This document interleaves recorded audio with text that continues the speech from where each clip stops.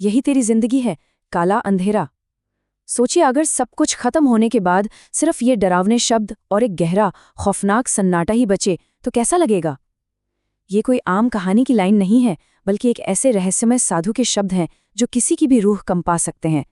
खैर, आज हम इसी खौफनाक दुनिया में गहराई से उतरने वाले हैं, ये समझने के लिए कि कैसे एक इंसान का पूरा वजूद इस काले अंधेरे में डूब जाता है। तो आज की हमारी इस चर्चा में आपका स्वागत है। आज हम अमान पारकर की रोंगटे खड़े कर देने वाली कहानी का एक गहरा विश्लेषण करने वाले हैं।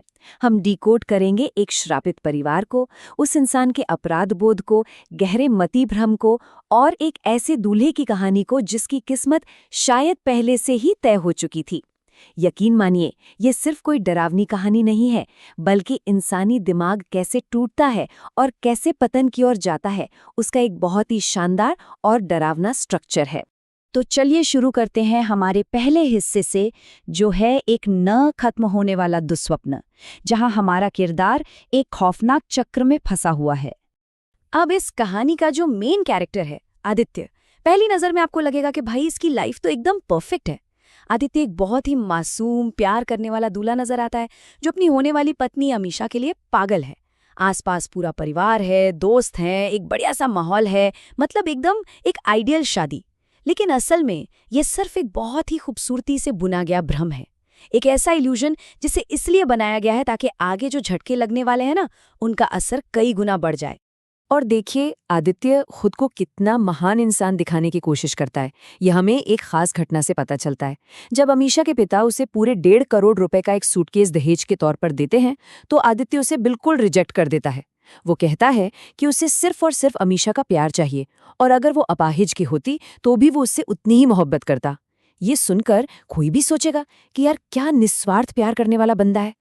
लेकिन फिर आता है कहानी का दूसरा हिस्सा, पागलपन की ओर एक कदम, साधु का श्राप।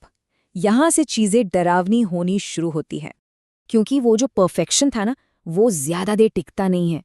आदित्य की इस आदर्श दुनिया में अचानक बहुत अजीबोगरीब चीजें होने लगती हैं। सोचिए, हल्दी की रस्म चल रही है और अचानक से वो पवित्र हल्दी शमशान की राख में बदल जाती है। फिर जब वो डिनर करने बैठता है तो अचानक लाइट चली जाती है और पूरी डाइनिंग टेबल एकदम खाली हो जाती है। इसके बाद अचानक एक फोन आता है कि एक भयानक कार एक्सीडेंट में उसके माता पिता की मौत हो गई है, और इन सब के ऊपर आदित्य की दिमाग में ये शक घर करने लगता है कि उसकी मंगेतर अमीषा और उसके अपने भाई अंशुल के बीच कुछ चल रहा है। ये जो साइकोलॉजिकल टेंशन है ना, ये परत दर परत बस बढ़ती ही जाती है। अब यहाँ पे आपके दिमाग में भी एक सवाल आ रहा होगा, जो आदित्य का दोस्त रोहन उससे कहता है कि क्या ये सब सिर्फ शादी से पहले की घबराहट यानी प्री वेडिंग एंजाइटी है। क्या सच में ऐसा है? क्या ये सिर्फ एक थके हुए और डरे हुए दिमाग का खेल है, या फिर इसके पीछे कोई बहुत ही डार्क और भयानक शक्ति काम कर रही है? यहीं पर एंट्री होती है एक बहुत ही खौफनाक कॉन्सेप्ट की, जिसे हम कहते हैं छलावा। ये कोई ऐसा वैसा मतिभ्रम या इल्यूजन नहीं है, ये दरअसल एक सजा है। ये पूरी खौफनाक दुनिया उसी रहस्यमयी साधु ने बनाई है जिसका ध्यान आदित्य ने पास्ट में भंग किया था।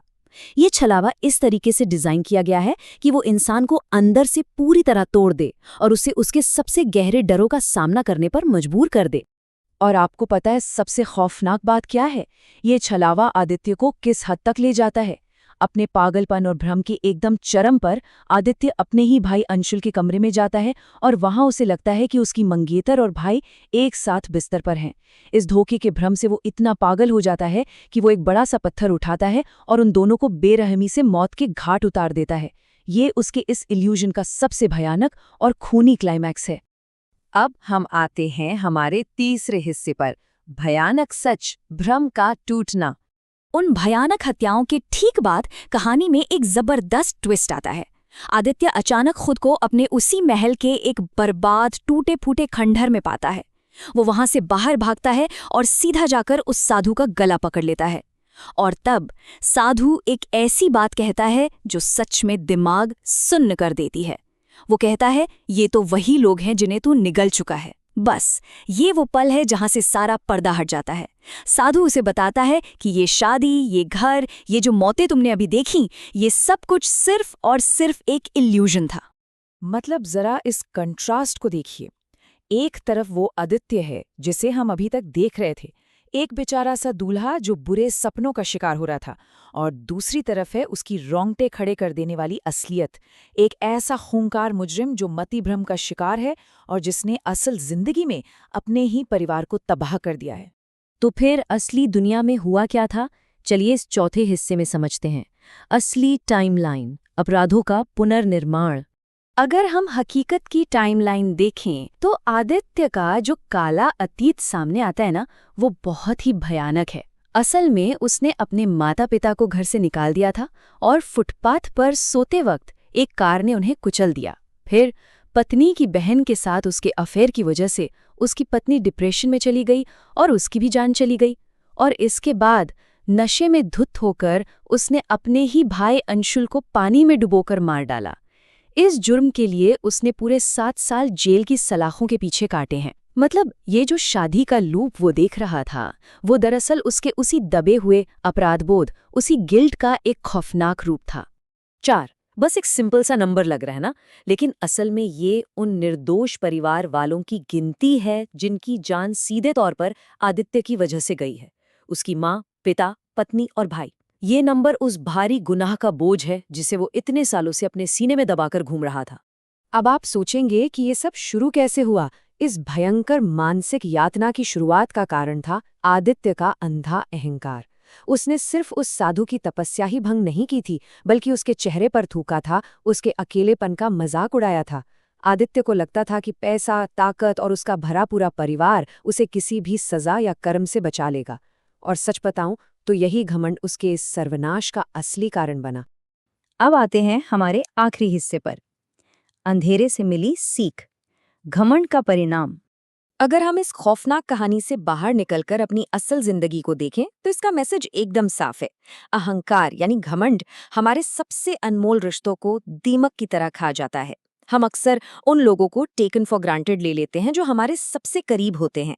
ये कहानी हमें एक बहुत ही कड़वी सच्चाई याद दिलाती है कि हमारे रिश्ते कितने नाजुक होते हैं और कैसे हमारा थोड़ा सा भी घमंड उन्हें पल भर में राख कर सकता है। और ये जो मेंटल ब्रेकडाउन है ना, ये कोई एक रात में नहीं होता, इसका एक प्रॉपर रास्ता है। इंसान सबसे पहले अपने रिश्तों की कद्र करना बंद करता है, फिर उसका अहंकार इतना बढ़ जाता है कि उसे सही और गलत के बीच का फर्क ही दिखना बंद हो जाता है। और जब आखिरकार सच्चाई सामने आती है तो वो जो अनसुलझा गिल्ट है वो इंसान को पूरी तरह से पागलपन की तरफ धकेल देता है, बिल्कुल आदित्य की तरह। कहानी के आखिर में जब वो साधु वहां से चला जाता है, तब जाके आदित्य अपनी इस खौफनाक असलियत को पूरी तरह स्वीकार कर लेता है। वो पूरी रात बैठकर अपनी कहानी, अपना एक एक गुनाह कागज पर लिखता है और उस कबूलनामे को अपने दोस्त रोहन के घर के दरवाजे के नीचे से खिसका देता है। लेकिन उसके बाद क्या होता है, आदित्य कहाँ जाता है, ये आज तक किसी को नहीं पता। वो हमेशा हमेशा के लिए उसी काले अंधेरे में कहीं गायब हो जाता है। और अंत में ये पूरा विश्लेषण हमें एक बहुत ही गहरे और झकझोर देने वाले सवाल के साथ छोड़ जाता है। हम सभी अपनी कहानी में खुद को हीरो मानते हैं, है ना?